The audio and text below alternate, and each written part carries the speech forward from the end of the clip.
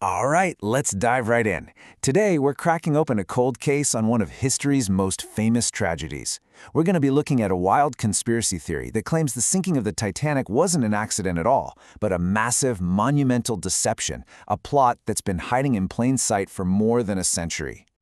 So, let's kick things off with a question that, honestly, is going to challenge everything you think you know about this story. It sounds completely bonkers, right? But for decades, a surprisingly persistent theory has argued that the ship rusting 2.5 miles down, well, it isn't the Titanic. It's actually her nearly identical older sister, the Olympic.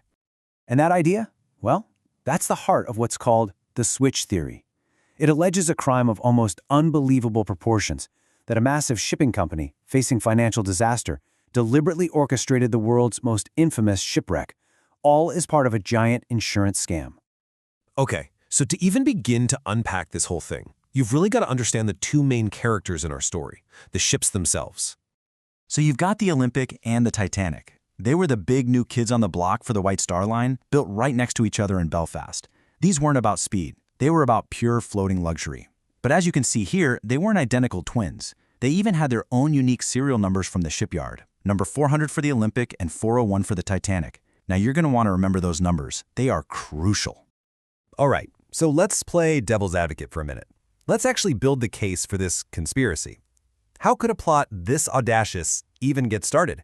Well, the story begins with a pretty nasty collision the theorists say gave the company a very powerful motive. It all kicks off in September 1911.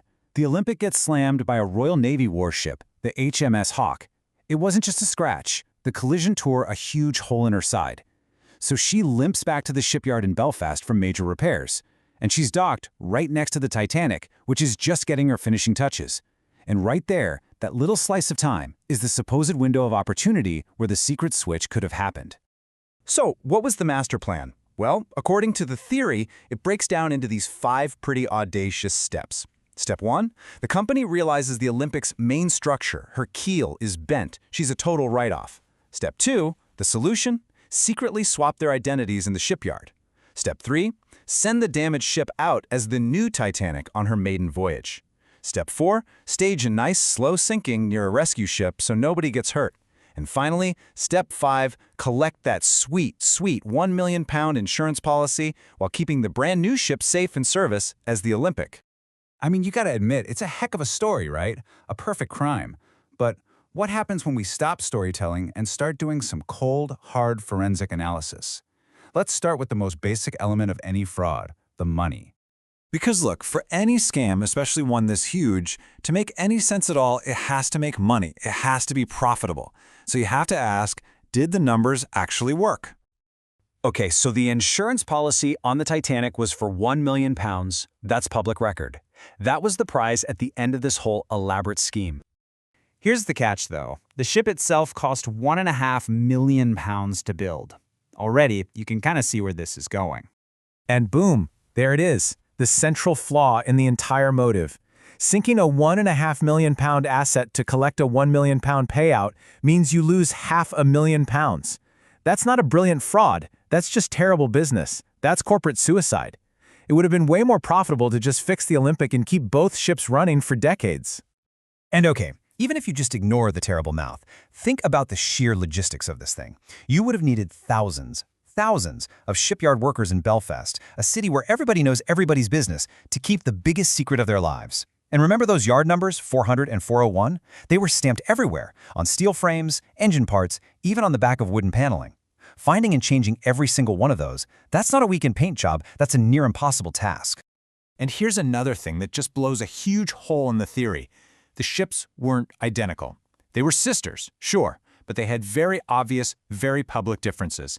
Think of them as architectural fingerprints.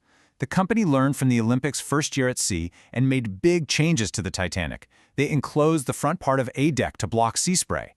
And on B deck, they got rid of a walkway to build massive, super fancy suites. These are major structural differences you could spot from a mile away. But, for all the evidence we have on land, the final, undeniable proof, the ultimate witness in this case, it's been sitting at the bottom of the ocean this whole time. So after all the debate, all the books, all the documentaries, what is the one piece of evidence down there that can just end this argument for good? Well, it all comes back to those yard numbers we talked about. Every single ship from that shipyard had its own unique ID. Olympic was 400, Titanic was 401. It was basically the ship's DNA, stamped right into its bones. And here it is. This is the smoking gun. In expeditions down to the wreck, high-resolution cameras got a clear shot of one of the ship's massive bronze propellers. And stamped right there in the metal is the number 401, Titanic's number. I mean, that's it. Game over. That's the forensic proof right there. You know, this also helps clear up another piece of fake evidence you might see floating around the internet. There are these manipulated photos that claim to show the letters M and P from Olympic as if a nameplate is falling off. Well, the White Star Line didn't use nameplates. The name was incised, cut directly into the steel hull. Those letters couldn't fall off, and footage of the actual wreck clearly shows Titanic carved into the bow. Okay, so let's bring it all home. Let's step back, look at everything we've talked about, and deliver the final verdict on the Titanic switch theory. So when you put it all side by side like this, the whole case just falls apart. The claim? The Olympic was a total loss. The reality? It sailed for another 24 years, even served in World War I. The claim? A profitable insurance scheme. The reality? A massive financial loss. The claim? The ships were identical. The reality? They had clear architectural differences. And the final nail in the coffin? The claim that the wreck is the Olympic? Nope. The propeller is stamped with Titanic's yard number, 401. So why? Why does this theory stick around if the evidence against it is so strong? Well, it gets to something deeper about how our brains work. As the historian Chris Frame puts it, the switch theory transforms a senseless tragedy into a structured narrative. It gives meaning to the meaningless.